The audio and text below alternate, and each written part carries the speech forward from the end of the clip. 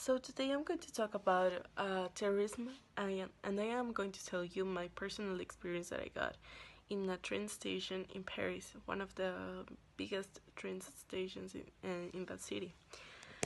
I was just coming back from a trip to Barcelona with some friends. We were going home and we were waiting for the train. When the time was there, we walked to the train, but there was a lot of people in there. There was a barrier, and there were cops everywhere, and we didn't know what was going on. They told us to go back, then and the train was gone, and we have to wait for the next one, and that's what we did. We went to a restaurant, to Starbucks. We bought some coffee, and then we came back when it was supposed to be the next train. But the cops were still in that position, and nobody told us what was going on. We were kind of pissed because we already bought 2 tickets for the train, and we couldn't take any of them. But in that moment there was an explosion, and we didn't know what was that, but we were really scared. And I remember that I told myself, okay, I'm going to die today. And I was like, oh my god. It is kind of funny right now because, well, it was a false alarm. There was nothing but a forgotten suitcase in there. But I didn't know anything at that time, so I didn't know what to do. I didn't know where to go or who to stay with. And my point about all of this is that since the terrorism attack that happened in this France stadium, you can see a before and an after in French culture, because now they take care of a lot of things like suitcase and bags when you want to go to a public and important and touristic place.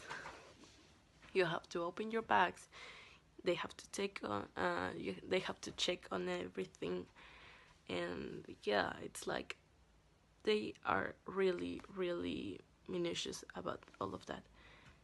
And it's kind of sad to think that they have to take care about that because they had a terrorist attack before, and they know that anything can happen in any moment. By far, the most famous has been the September 11 attack on the Twin Towers. They were a series of suicide terrorist attacks committed that day in USA by members of the Al Qaeda network by hijacking planes of line to be hit against several targets, and that killed about 3,000 people and wounded another 6,000. As well, the destruction of the environment of the World Trade Center in New York and serious damage to the Pentagon in the state of Virginia. Today, many people report emotions so strong that they felt that day. It is still a national trauma. Thanks, or as a result of this attack, the Americans developed a feeling of aversion to Muslims and Arabs, anyone who professes the Islamic religion. Although, on the other hand, there is also evidence that use of self-sabotage and that the war they themselves caused the event. Here are some reasons. Both towers were designed to withstand. The planes that hit them were not a sufficient weight or size to destroy them. It's physically impossible for a collapse of such magnitudes to happen. The official version of the facts has no logic. The fire created by the explosion of the planes cannot cause a skyscraper to collapse. They collapse very vertically, very classic of a controlled demolition. Danish scientist Niels Harrit discovered that in the debris of the Twin Towers was a chemical called nanothermine. which is used in controlled demolitions of buildings to melt the steel of the central pillars. And finally, it was also a coincidence that the most important entrepreneurs will not be found that day in the buildings. And, as if that were not enough, Larry Silverstein, the owner of the Twin Towers, paid insurance against terrorist attacks just 6 months before they occurred. Hi, my name is Rodrigo Yesquez Verde and I'm going to talk about my learning outcome number 2. The subject we're going to discuss is terrorism. The first event we're going to talk about took place on 9/11, where Al Qaeda kidnapped 4 airplanes, commercial airplanes, and crashed 2 against the Twin Towers in New York City, one against the Pentagon in Virginia, and the other one was targeted to the White House but didn't make it. After this terrible event, the United States government took place and they began a war against Al Qaeda and an intervention in Middle East, where in surface, of course, they were chasing Al Qaeda and their leader Osama bin Laden, but in reality, they were just there to take all their oil away and natural resources, of course, and expand their markets. The last incident of terrorism we can talk about took place on October 1st of 2017, where a man named Stephen Paddock shot to death 59 people and another 527 persons got hurt. But terrorism is not limited to a religion or an age, because after all these incidents, a lot of people in the United States discriminate Muslim persons, like for bombs and all that stuff. But not only Muslims are able to make terrorism, or not only persons like Stephen Paddock did, but teenagers too. The the incident we're talking about took place on 99, where 2 students from Columbine High School shot to death 19 students and one teacher. In the and the mobile was they were suffering bullying. So this is it. Well, my name is Luis Torres, and I'm doing this video for the outcome 2 of English.